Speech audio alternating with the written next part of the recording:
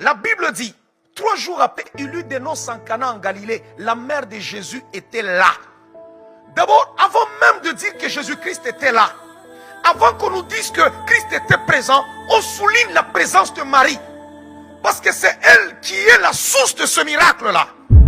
Qui est Marie dans ma vie? Qui est Marie dans ma famille? Qui est Marie dans ma maison? Qui est Marie dans mon église? Qui est Marie dans ma ville? Mais Marie était là.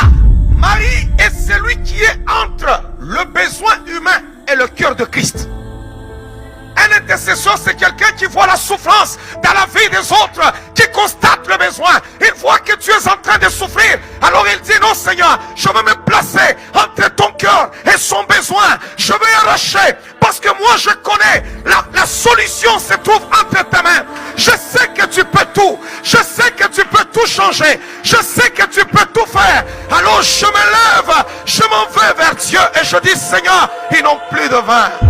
Mais il faut qu'il y ait Marie pour dire que je sais que cet homme-là est capable.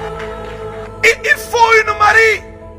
Où sont les maris dans Parole de vie qui pourront se tenir entre le cœur de Christ et le besoin humain pour dire non Seigneur, cet homme ne mourra pas. Pour dire non Seigneur, cet homme ne sera pas détruit. Pour dire non Seigneur, cette femme ne mourra pas. Je connais que tu es Jéhovah Rapha.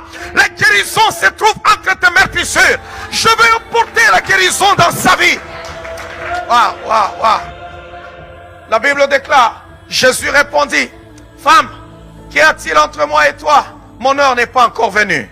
Sa mère dit au serviteur, malgré qu'il répond comme ça, la mère va et dit au serviteur, faites tout ce qu'il vous dira.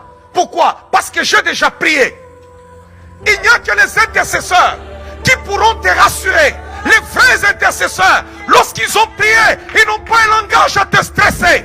On reconnaît un véritable intercesseur quand il a prié, lorsqu'il a parlé au Père, lorsqu'il a il a présenté tes besoins devant Dieu, si impossible que ça paraît, si difficile que ça paraît, lorsqu'il retourne vers toi, il te dit, rassure-toi, Dieu agira.